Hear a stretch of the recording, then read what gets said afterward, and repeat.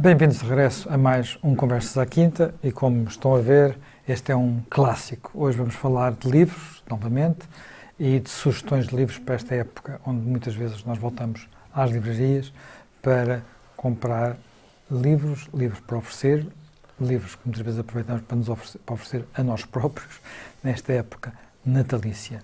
É também uma boa altura para falar dos livros que gostámos de ler no último ano. Trouxemos aqui algumas sugestões e vamos começar talvez por alguns temas de atualidade, por alguns daqueles temas que temos discutido neste programa. Jaime Gama trouxe um livro de um autor que até já uma vez esteve connosco num programa que fizemos na livraria Glucose, que é Francis Fukuyama. Sim, nessa ocasião estávamos numa fase intermédia de Fukuyama, porque ele é o consagrado autor de um grande primeiro livro sobre o fim da história, com o advento da ordem liberal global no fim do período comunista. Depois, com esses dois livros intermédios, que são a construção da ordem pelos Estados e depois a erosão dessa mesma ordem nos Estados e os fatores de erosão, aquilo que corrói por dentro os Estados, ele dissertou longamente sobre isso. E agora é a ocasião de vir refletir sobre esta temática das identidades,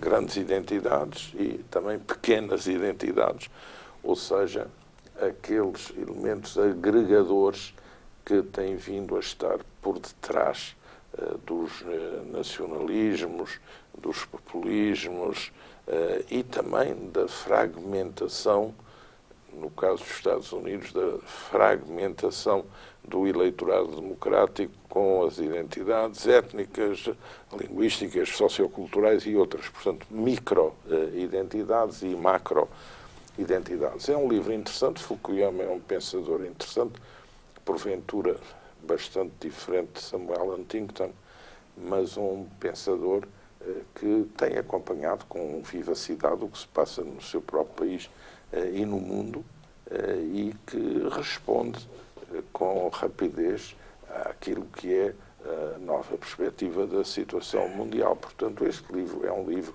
quer se concorde plenamente ou não com Fukuyama, quer se reconheça em Fukuyama um pensamento estrutural determinante para a configuração da cultura contemporânea ou não, é um livro que tem o interesse, o apelo, o estímulo de nos permitir pensar melhor o nosso tempo. Eu acho que há um livro que eu te trouxe aqui que pode casar bem com esse. Não tem, de alguma forma, aborda também o tema de identidades, se quisermos, de outro tipo de identidades, que é um livro de uma feminista, Camille Paglia. É um livro de uma pessoa que gosta de polémicas. Não é um livro que, naturalmente, nós vamos, até pelo seu estilo e pelos temas que aborda, ninguém pode concordar com tudo que ela aqui escreve, diria eu, porque ela está permanentemente a debater à esquerda, à direita e a testar armas, mas que é muito frontal. Um bocadinho na linha também de Fukuyama, ela vai contra um bocadinho estas identidades ressentidas. Portanto, estas identidades que se afirmam um bocadinho contra os outros. Portanto, e não pela sua própria... E por isso ela, como feminista, ela é uma feminista histórica, é um bocado contra as novas correntes do feminismo e as novas correntes lamurientas e desse ponto de vista é um livro estimulante. E até é estimulante pela forma como ela polemiza, porque tem passagens, quando nós olhamos para as lemos, pensamos absolutamente impensáveis que alguém pudesse escrever neste registro, por exemplo, em Portugal, onde somos sempre muito licodoces e muito ternurentos, e chamaríamos, não temos dificuldade às vezes no debate intelectual em ser tão diretos e tão assertivos como ela é aqui. Mas como ela diz aqui, o título não, Mulheres Livres. Homens Livres, escrito por uma feminista, é um livro interessante, como se disse, um livro para concordar e discordar. No mesmo registro de atualidade, Jaime Nogueira Pinto trouxe Emanuel Todd. Trouxe aqui um autor que eu, enfim, Emanuel Todd, que é um autor que eu gosto muito, e até porque é dos poucos autores de futuríveis que acertou, não é? O Emanuel Todd, em 1976, escreveu aquele famosíssimo livro La Chute Finale, sobre o fim da União Soviética e, de facto, indicando, enfim, uma série de mazelas e de problemas que tinha a União Soviética, e que ele é um historiador de demografia, é um historiador das populações, e que ele, através exatamente das próprias estatísticas soviéticas, tinha concluído que havia ali uma série de problemas, alcoolismo da juventude, suicídios, famílias desfeitas, portanto que havia uma série de males que ele considerava que marcavam, apesar, enfim, de toda a teoria soviética, até de ser uma época em que nós no Ocidente, 76, achávamos, vinha a seguir à queda dos dos americanos no Vietnã, vinha a seguir à descolonização portuguesa, etc. Portanto, achávamos que o Ocidente estava a perder a Guerra Fria. Mas o Todd fez uma análise, escreveu esse livro famoso a dizer que a União Soviética ia cair e, de facto, 15 anos depois, a União Soviética estava de rastros no chão. Este livro é um livro que ele, enfim, é um tema que ele também vem sempre muito a debater, e com muita coragem e até com uma certa vivacidade, enfim, dentro da seriedade e da objetividade, que é a questão do comando da economia, do determinismo económico. Ele acha que há fatores muito mais importantes, os fatores identitários, os fatores familiares, os fatores de educação, são muito mais importantes, enfim, na determinação hoje da política, dos comportamentos das classes, do que propriamente o fator económico. E, mais uma vez, aqui com alguma, enfim, não podemos dizer que é com capacidade futurista, porque o livro já foi publicado depois desses eventos, mas ele chama muita atenção exatamente para estes fenómenos de revolta, digamos, um bocadinho dos povos, que de certo modo serão os menos educados, que se revoltam exatamente contra as elites académicas e jornalísticas e até políticas e sociais, e os tais fenómenos que nós temos vindo a assistir com Trump, com os movimentos nacionalistas ou populistas ou populares europeus. Agora também já tivemos um fenómeno semelhante no Brasil com Bolsonaro. Portanto, ele estuda muito bem isso, estudando os vários modelos de educação, enfim, no Ocidente, na Alemanha, na Inglaterra, e fazendo exatamente essa diversificação. E, portanto, é um livro, volto a dizer, é um livro muito interessante para a compreensão dos fenómenos a que estamos a assistir. Jaime Gama trouxe aí uns livros sobre pensamento, sobre filosofia. Sim. É um género hoje bastante raro. Aliás, o declínio dessa disciplina no ensino secundário é simultaneamente uma expressão da sociedade e é também uma expressão de políticas educativas,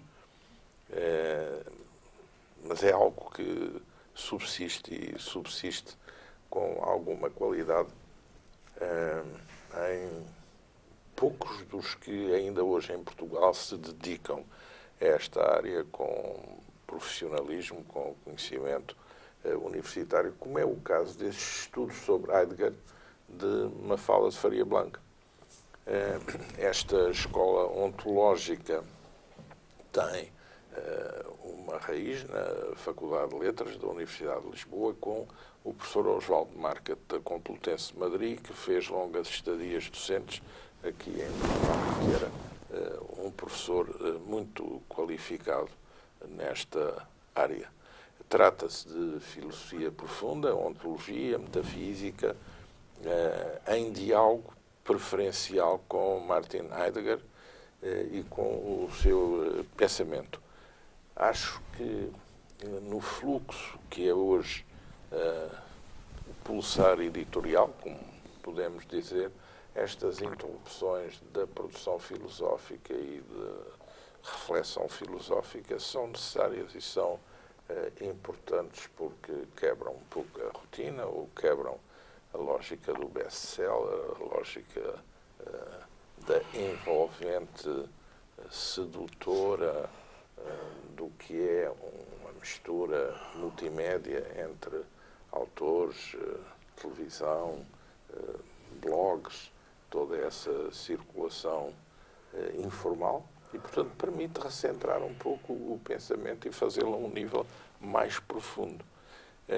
A única coisa que nos podemos preocupar é com a circunstância destes estudos hoje serem raros e não terem no panorama cultural português a frequência, o registro, a intensidade que têm em outras apesar culturas de haver e outros espaços. a Heidegger, apesar de ser dos filósofos, que editorialmente se dá mais atenção a algumas publicações, vão saindo algumas coisas, nomeadamente alguma correspondência, Sim, há toda a questão biográfica, há toda a questão da sua relação com Hannah Arendt, há toda a questão da sua posição durante o período hitleriano, mesmo dentro do campo hitleriano, qual a sua relação mais profunda, com que áreas, e depois há a reflexão sobre o valor imenso do que é a sua reabilitação do pensamento e dos pensadores clássicos através da hermenêutica, da interpretação autêntica dos textos e da reflexão atualizadora e aí fundamentalmente moderna sobre toda essa base filosófica que constitui um património inegável da cultura do Ocidente. Portanto, um pensador, desse ponto de vista, inquestionável quanto ao mérito, e que, aliás, tem uma grande repercussão na cultura internacional, primeiro na própria cultura francesa, para não falar já na Alemanha, e depois nos Estados Unidos e em outras áreas.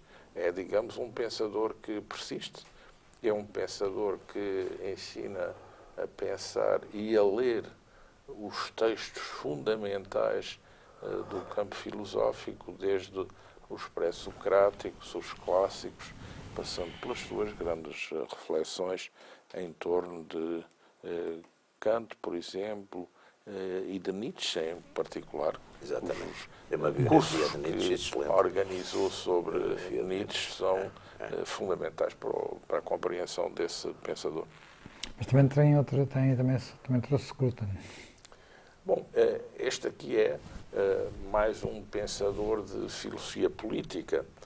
E porquê é que eu o trouxe? Porque acho que Scruton, que é um professor inglês, tem o mérito de vir colocar um pensamento político no seu recorte preciso, um pouco contra aquilo que têm sido as várias matrizes do pensamento político da direita.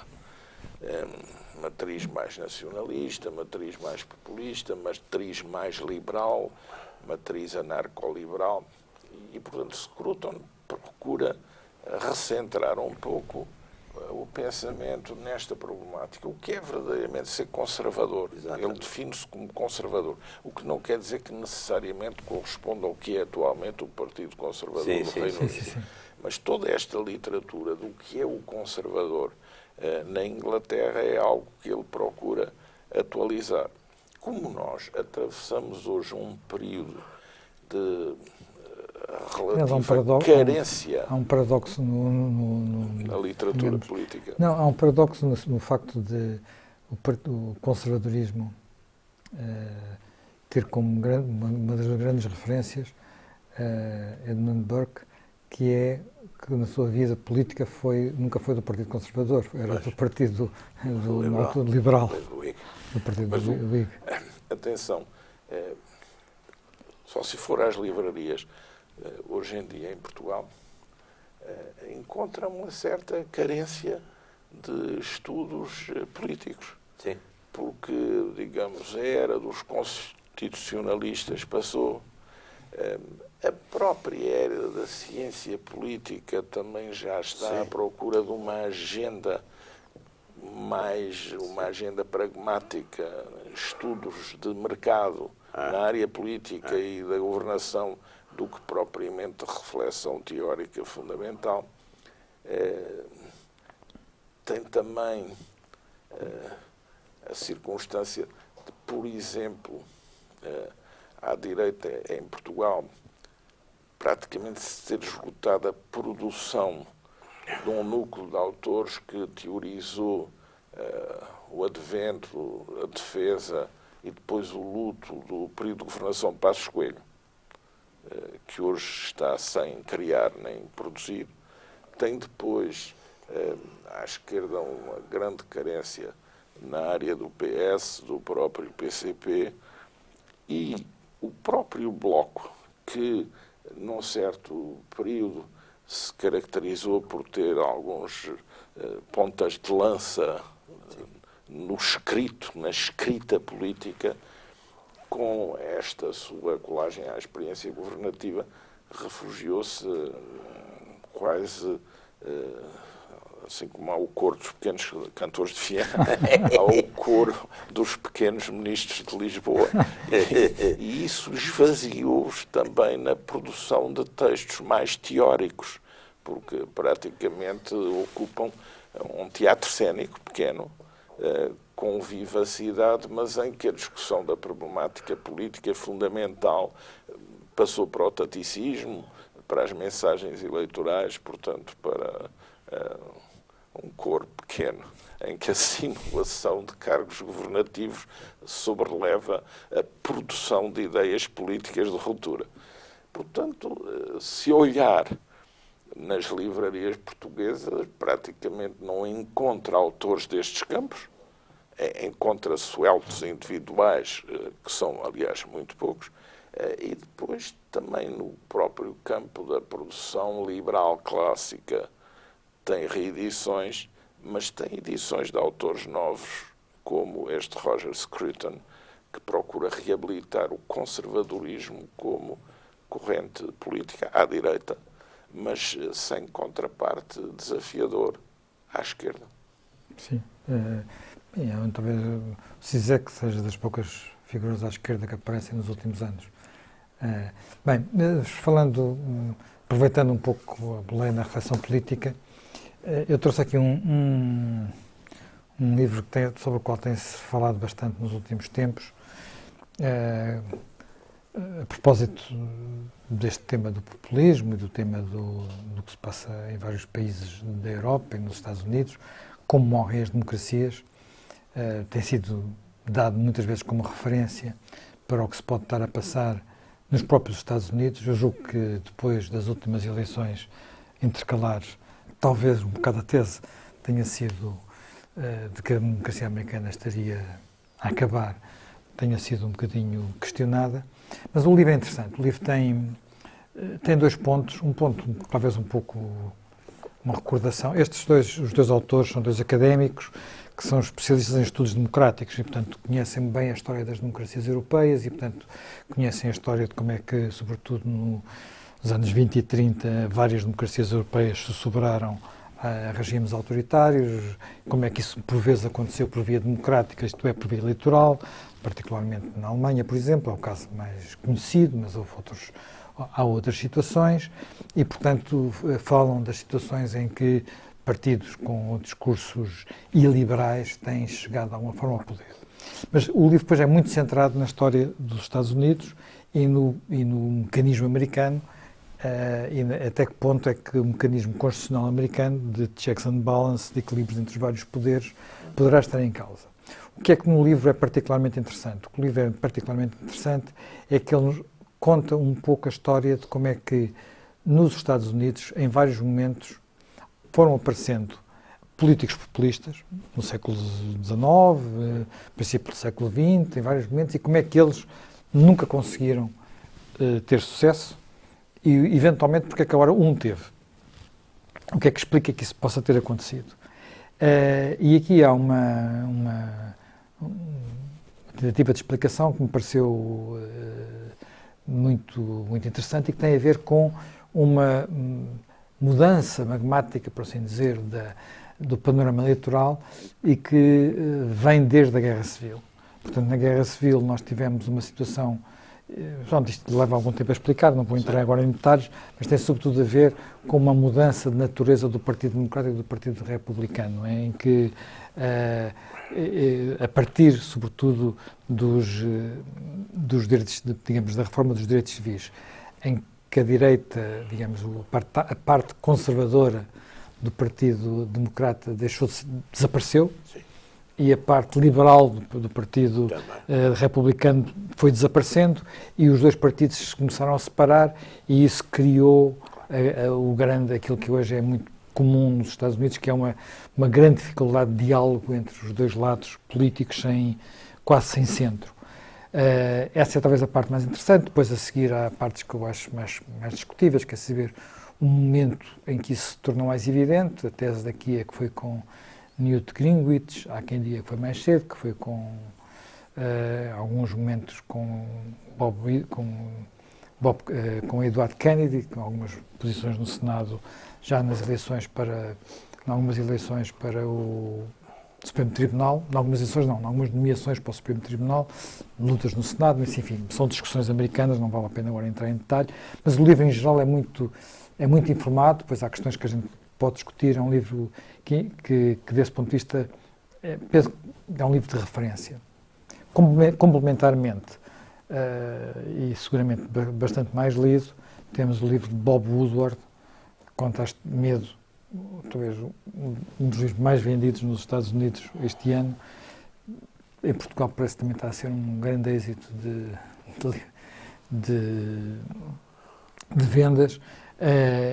Bob Woodward é um dos jornalistas do caso Watergate. Ele tem feito, já não sei quantos, mas é um insider da Casa Branca, portanto tem escrito praticamente sobre todos os presidentes, tem entrado em todas as Casas Brancas, sejam elas democratas ou republicanas, tem contado o que lá se passa, regra geral, usando muitas fontes anónimas. Este livro levantou muita celeuma porque tem muitas fontes anónimas, como é natural. O presidente Trump não gostou nada dele. É um livro interessante, lê-se muito bem, portanto, como é natural, vindo de um grande jornalista como é Bob Woodward. Talvez esteja num ponto ou outro, às vezes custa acreditar que seja exatamente assim, mas se calhar ficaremos talvez um dia deste a saber, é possível que seja, mas é naqueles pontos em que, como penso que numa das nossas conversas anteriores sobre livros, penso que foi aquilo já mesmo que disse, a melhor ficção é a história. Aqui temos seguramente um caso em que ficção e história andam muito, muito perto. Temos aí, agora passamos aqui a... Tenho aqui duas coisas um bocadinho diferentes disso. Ora bem, tem este livro do Paul Venter, Portugal e as Guerrilhas da África. Este livro é muito interessante. Este livro já, enfim, é um livro já com alguns anos, veio agora reeditado este ano. Eu conheci até pessoalmente o O.J. Venter, foi um dos homens, enfim, que estudou, ele é sul-africano, foi um dos homens que estudou e acompanhou melhor as guerras de Portugal em África e, enfim, e com bastante realismo. Ele está, de certo modo, um pouco entre as clássicas análises, sobretudo produzidas em Portugal, sempre muito derrotistas e, portanto, fazendo, digamos, uma explicação de que eram coisas perdidas à partida, que, portanto, não tinham... E revisões, como as feitas, por exemplo, pelo comandante Ken, americano, que, enfim, tem feito, digamos, uma série de livros sobre as campanhas portuguesas em África, entre 61 e 75, como exercícios de grande qualidade militar e que, de facto, enfim, tiveram depois E que agora têm saído livros sobre a Marinha Portuguesa nos rios, paraquedistas, fuzileiros. Ele esteve ainda há pouco tempo aqui, eu estive até a jantar com ele. Não, ele é, de facto, um homem que se apaixonou por esta história e que sustenta que, de facto, foi, digamos, uma proeza fantástica, um país com estes pequenos recursos, quer em termos económicos, quer em termos, enfim, até humanos, não é? Portanto, conseguir manter numa guerra em 3 frentes durante 14 anos, portanto, ele tem um grande admirador. O Venter não está nem, digamos, nessa linha de uma admiração profunda do Kahn, mas também ultrapassa muito estas análises, enfim, mais ou menos derrotistas e às vezes também bastante ideológicas, que são feitas sobretudo por cá. Mas os livros são bastante interessantes, ele foca-se muito enfim, é evidente, foca-se mais em Angola e sobretudo muito em Moçambique. Ele faz de facto muito bem a destrinça de toda esta problemática, das intervenções, até das próprias intervenções que houve, em alguns casos, quer dos rhodesianos, quer dos sul-africanos, e portanto é um excelente, à falta de uma, enfim, de uma história geral, já há algumas, mas à falta de uma história geral das guerras portuguesas da África, este livro é um livro para quem se interessar bastante interessante e importante sobre essa matéria. Já agora tem aí também... Já agora temos aqui uma coisa, enfim, que é completamente diferente, é um livro também de história, aqui coordenado por Rui Ramos, José Murilo de Carvalho e Isabel Correia da Silva.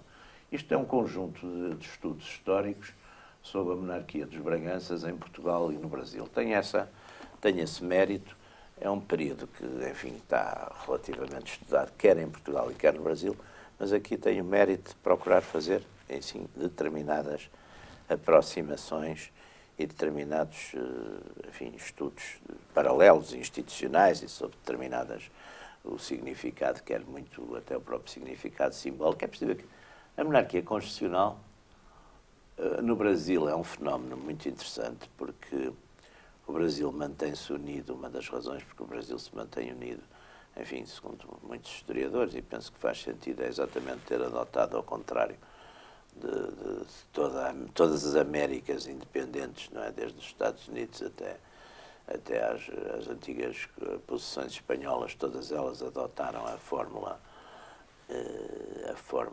republicana.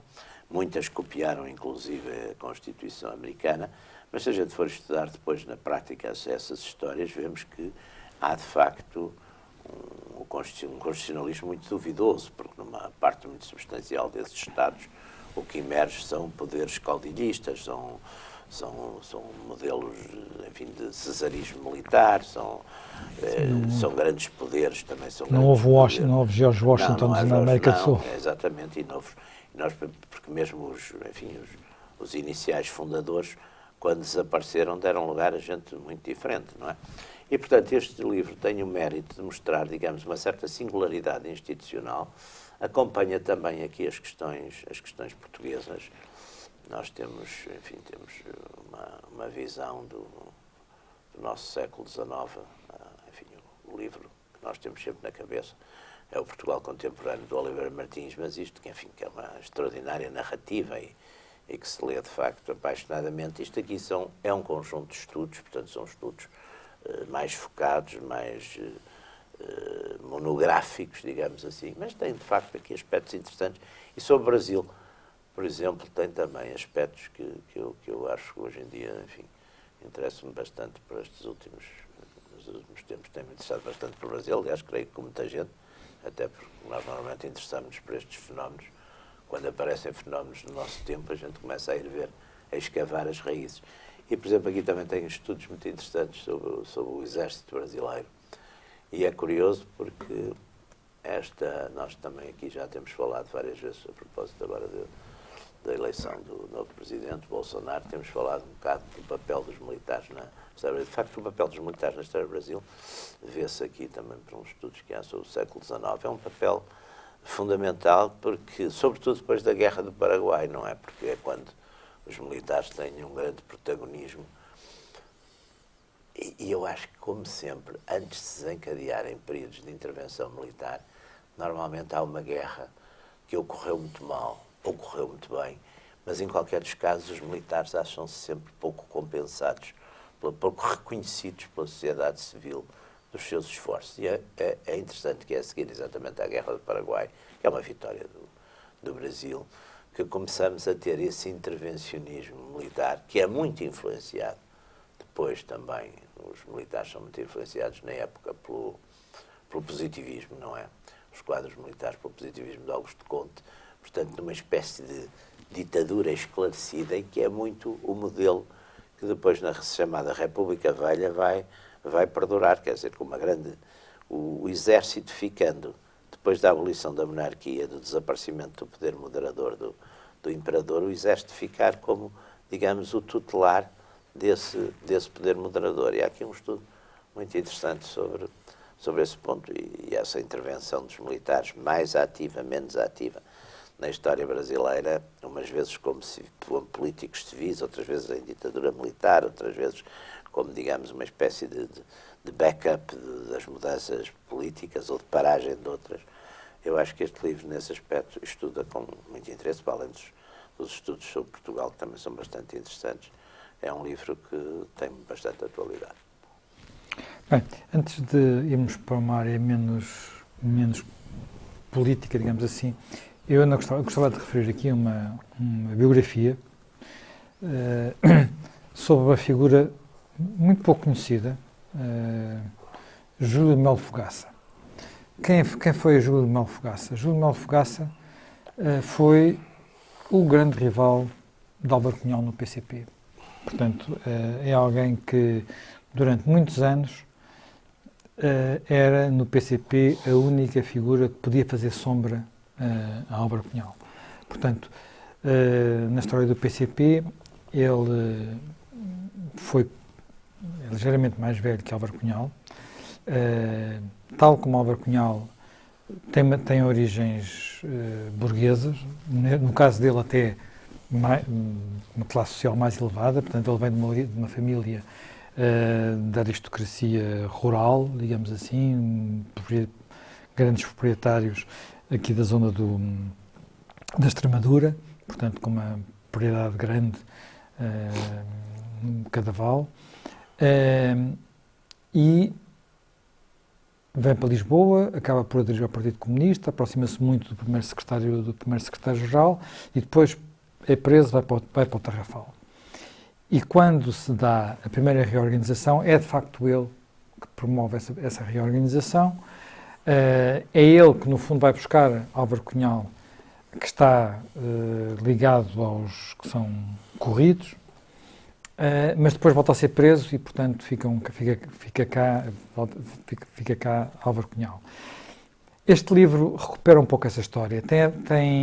Teve acesso a uma quantidade de documentos que eram desconhecidos, quer ao espólio que está depositado na Academia das Ciências, quer a muitas cartas que ainda estavam na quinta e na posse da família. No entanto, infelizmente, na minha perspectiva, não tem tudo ainda que nós gostaríamos de saber sobre a história de Fogaça. E aquilo que não tem, o que é que não tem ainda? Não desvenda completamente o mistério da sua relação final com o PCP. Porque Fogaça era o líder na prática do PCP quando Cunhal foge de Peniche, em 1960. Rapidamente é secundarizado. Cunhal vai mudar a linha de orientação do partido e ele, pouco tempo depois, é preso. Fogaça é preso. É preso em circunstâncias muito particulares, portanto é preso na Nazaré juntamente com um amante, um marinheiro. Portanto, e isso tudo ainda hoje está envolto em mistério até que ponto as circunstâncias dessa prisão e a forma como o PCP lidou com essa prisão. E, inclusivamente, saber se ele é ou não expulso do partido, porque isso nunca é totalmente claro e este livro também isso não é clarificado, porque a relação que o PCP tinha, ele era homossexual, não é? Portanto, aqui está uma questão com a qual, na época, a relação do partido não é a relação que hoje tinha e que a sociedade também tinha com a homossexualidade. Portanto, tudo isto é algo que é complexo e, portanto, há suspeita que, inclusivamente, ele possa ter sido denunciado pelo próprio partido para resolver o problema da liderança. Portanto, como se sabe, uma parte dos arquivos da PIDE desapareceram e, portanto, terão ido para a União Soviética a seguir ao 25 de Abril e, portanto, essa parte nunca foi nunca foi recuperada, portanto há mistérios que talvez nunca venham a ser desvendados. Portanto, no entanto, este livro traz-nos imensa informação sobre esta figura. O próprio autor diz que não está aqui tudo, ele não consegue reconstituir tudo, mas Júlio Fogaça é alguém que valia a pena recuperar para a história do nosso século XX, porque ele teve indiscutivelmente importância, uma importância que não lhe costuma ser dada. Jaime Gama, vamos dos livros que lhe faltam, para onde é que quer começar? Talvez pela Bíblia? Deixemos. É a continuação do trabalho de Frederico Lourenço. É o 4º volume, agora primeiro dos tomos dos livros sapienciais. Aqui estão alguns muito importantes. Livro de Jó, nomeadamente. O livro de Jó, Eclesiástico, o livro da Sabedoria, Cântico dos Cânticos, o Eclesiastes também, e constitui um marco fundamental da bibliografia portuguesa em relação à Bíblia, e estes livros são daquilo de mais profundo que se pode encontrar no Antigo Testamento, porque não são descrições nem genealogias, são reflexões muito, muito profundas e que têm um campo de irradiação fortíssimo ao longo da história da humanidade, nas várias dimensões do cristianismo e no próprio judaísmo. Portanto, são livros de referência muito importantes e, numa altura como o Natal, também voltar a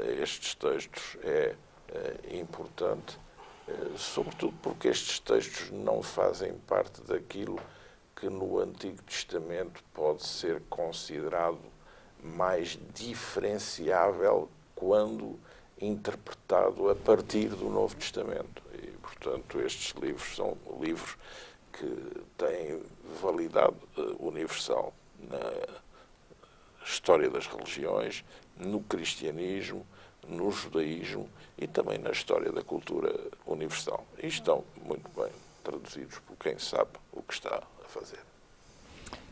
Vamos começar com a sua ficção.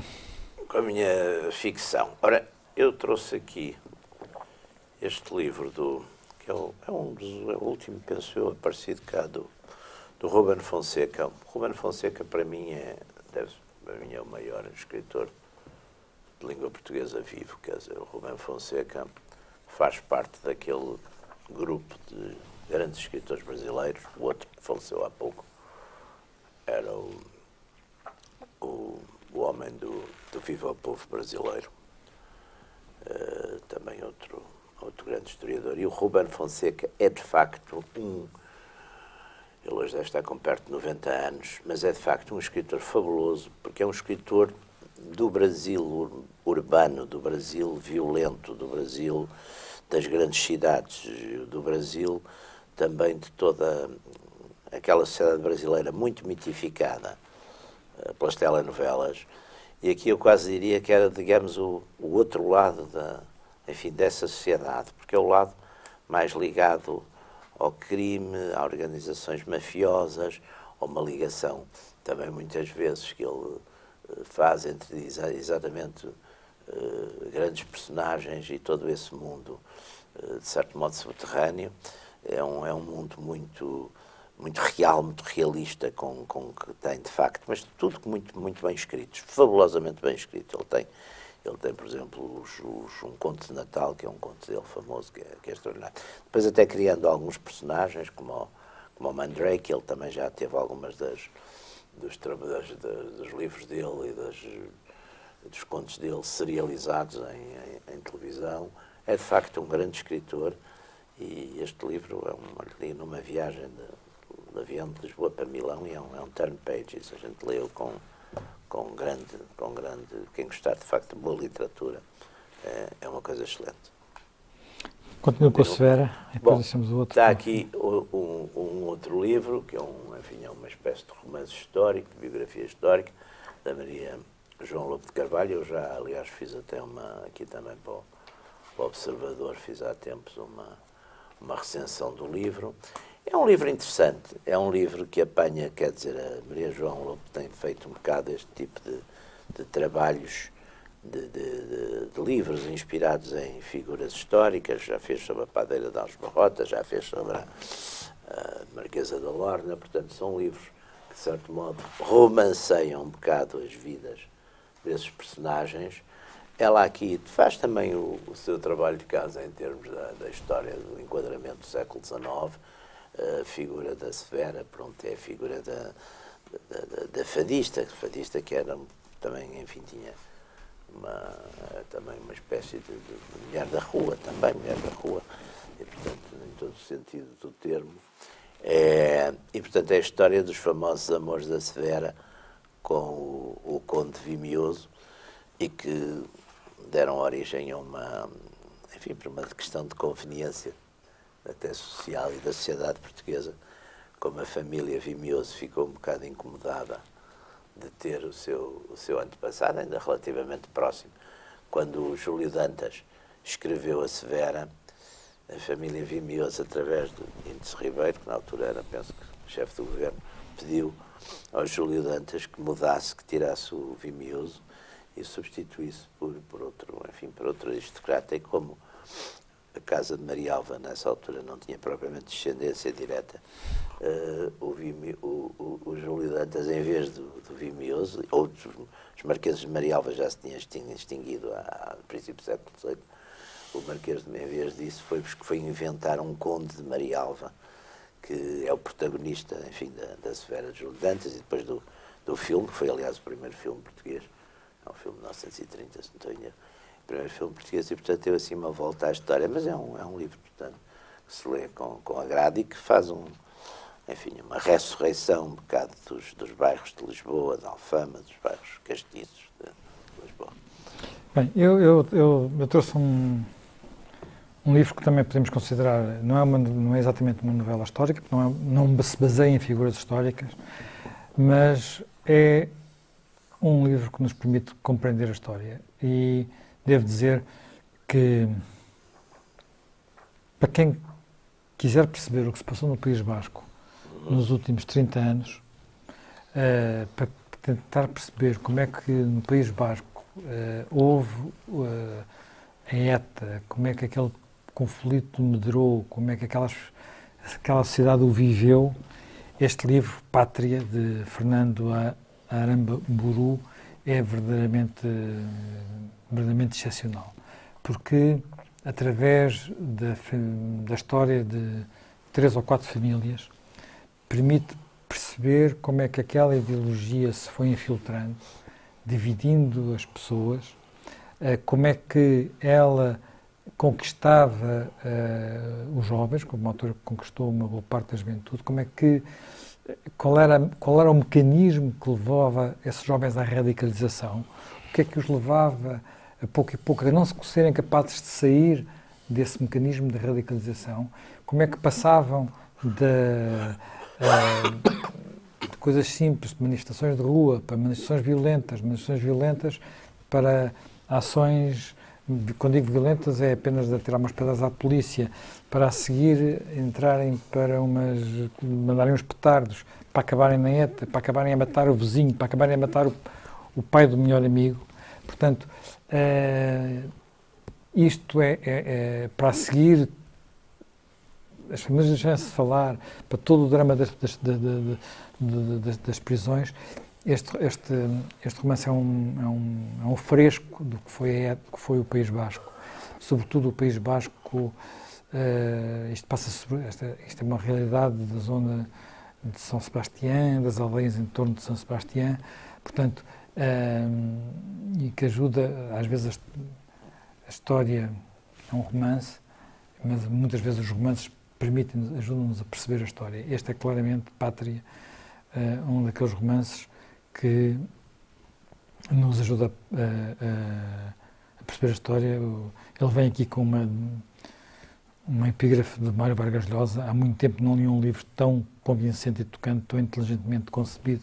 Eu subscrevo estas palavras, é de facto, enfim, não é um livro para se ler em 2 dias, mas é um livro que também se lê rapidamente porque nos apaixona. Jaime Gama, passemos à poesia. Chamar a atenção para a nova edição agora das obras completas de Vitorino Mésio, com este primeiro volume, Poesia, 1916-1940. É uma edição que associa a Imprensa Nacional Casa da Moeda a uma editora da Ilha do Pico, Companhia das Ilhas, que é coordenada por Luís Fagundes Duarte, e que vem na sequência de várias edições anteriores. Mésio foi editado pela Moraes Editores, pela Bertrand, pela Imprensa da Universidade de Coimbra e por várias outras. Eu penso também que a Imprensa Nacional, a Casa da Moeda também deve. Sim, a anterior coleção. Por isso é que penso que ela está associada a esta nova edição também. Este livro tem o mérito de publicar alguns textos de poesia praticamente juvenis de Vitorino Mésio, que eram difíceis de detectar e de encontrar no mundo editorial. Vai ser uma obra de grande fogo, porque, para além do que resta publicar da poesia, há toda a parte da ficção e do teatro, há a parte das crónicas e das viagens, que é muito interessante, e depois há a parte dos ensaios, que também envolvem não só literatura, mas história da cultura e até história portuguesa. Um autor muito diversificado, um autor muito rico do ponto de vista da variedade das temáticas com que foi capaz de lidar ao longo da vida e de excelente qualidade no domínio da língua portuguesa, portanto que agora vai ficar aqui consagrado numa edição feita com cuidado, com espírito crítico e que penso fixará o texto para o resto dos tempos da obra de Vitorino Mésio. Bem, aproveito o facto, nós não combinámos, mas trago o livro de outro autor açoriano, Onemésio Teotónio Almeida. Este livro é um livro sobre a ciência dos descobrimentos. E é mesmo isso, descobrimentos. Ele assume o termo de descobrimentos, descobertas, assume que o período da expansão de Portugal é um período em que os portugueses descobrem territórios desconhecidos, descobrem rotas desconhecidas e descobrem muitas técnicas desconhecidas de navegação,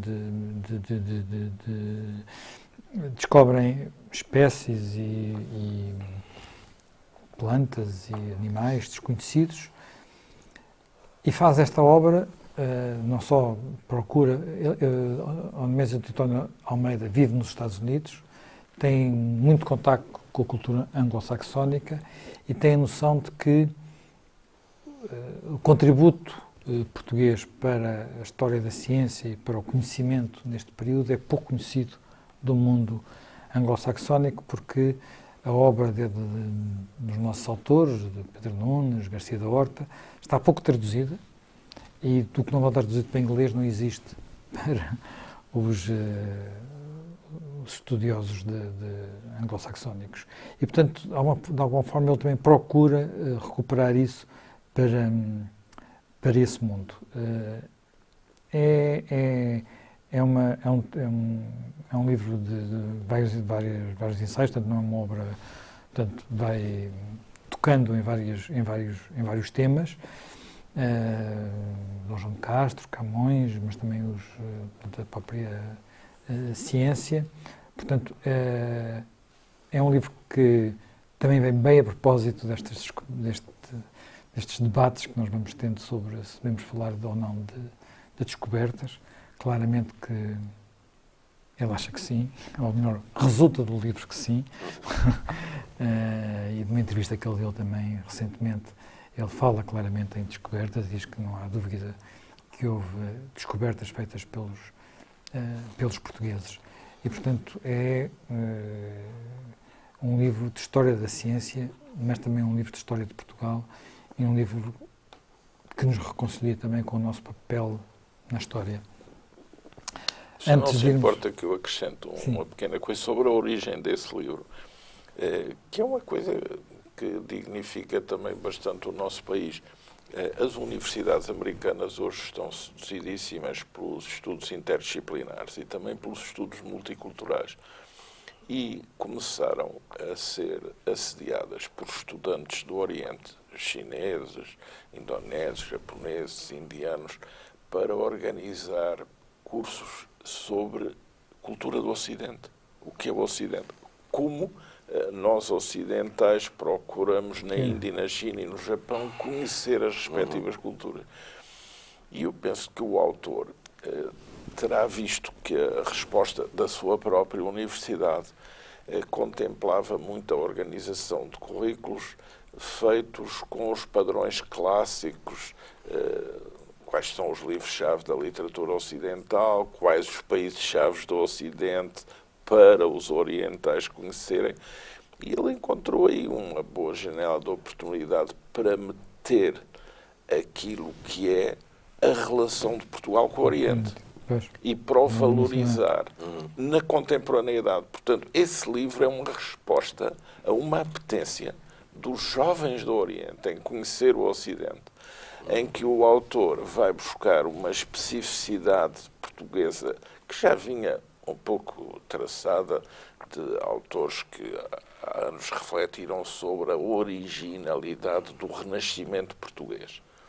Há Renascimento de outros países europeus, sim, que é o regresso aos clássicos.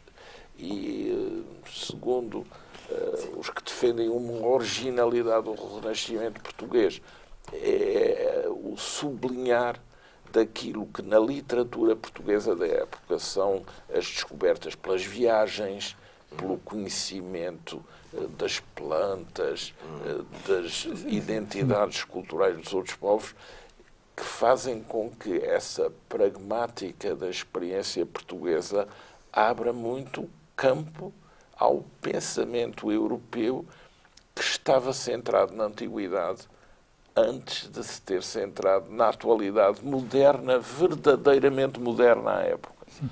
Isso é verdade, quer dizer, é verdade, isso, e há mais um elemento que é interessante, que é este conhecimento, digamos, a própria divulgação deste conhecimento sofreu em parte, e a projeção do nosso contributo sofreu em parte pelo segredo que dele foi feito, claro, pela própria missão dos descobrimentos. Portanto, que havia uma validade do que estava a ser feito, que me manteve durante muito tempo relativamente secreto.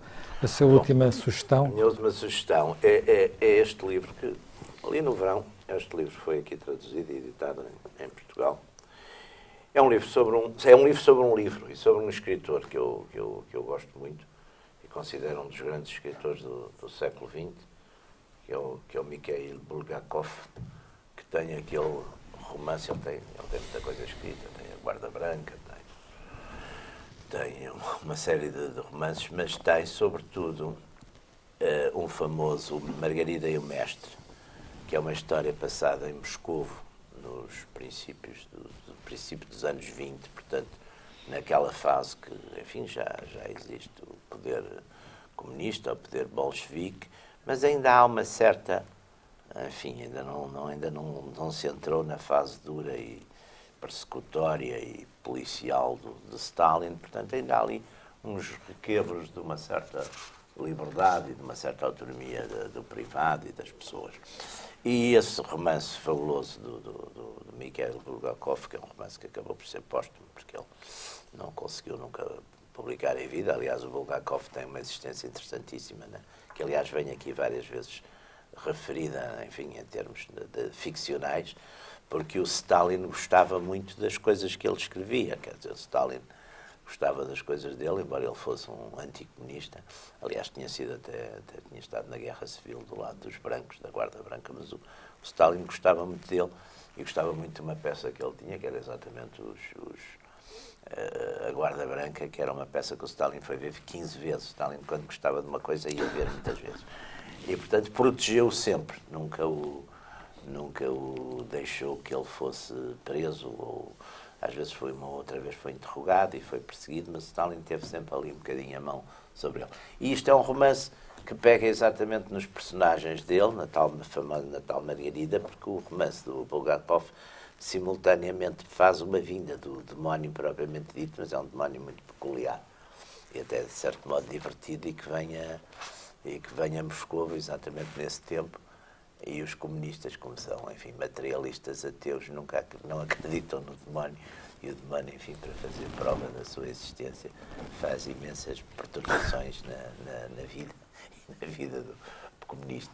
E, portanto, este, para quem gostar do Bulgakov, além disso, é um excelente romance. É um excelente romance. Bem, vamos para o fim uma pequena joia que também é uma provocação para os dias de frio em que estamos.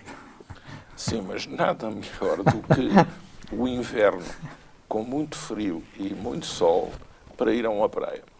E para calcorrear essa praia e para olhar o mar a partir da turbulência das vagas. Posso confirmar e testemunhar isso, porque eu faço muitas vezes. É um livro de Robert Butler e Andy Mumford sobre as praias escondidas de Lisboa, que, no fundo, incorpora o quê? As praias que vão desde as praias do norte do Concelho de Sintra, a Praia da Vigia, a Praia da Samarra, à Praia dos Galapinhos, na Rábida, em Setúbal. Portanto, um livro que é um precioso guia descritivo, de inventariação, de conselhos práticos sobre os acessos por terra ou por mar, e da apreciação geral do mérito de cada uma das praias, muito bem ilustrado, com fotografias excelentes.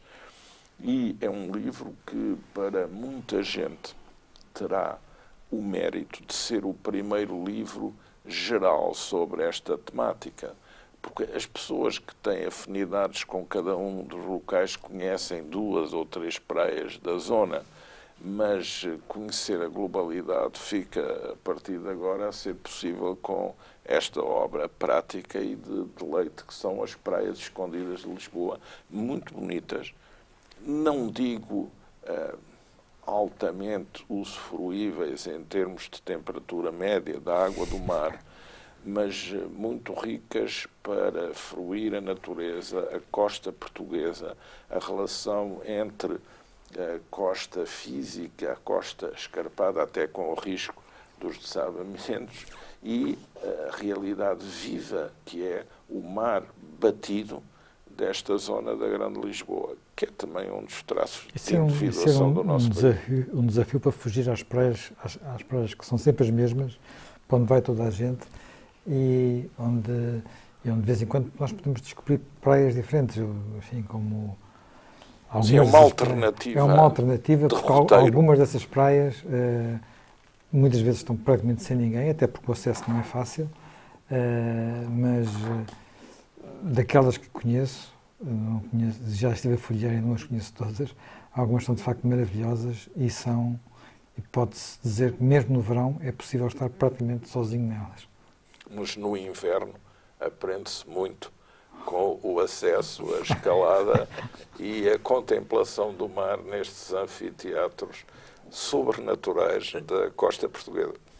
Bem, com este desafio mais atlético e não apenas literário, deixamos-nos até à próxima semana.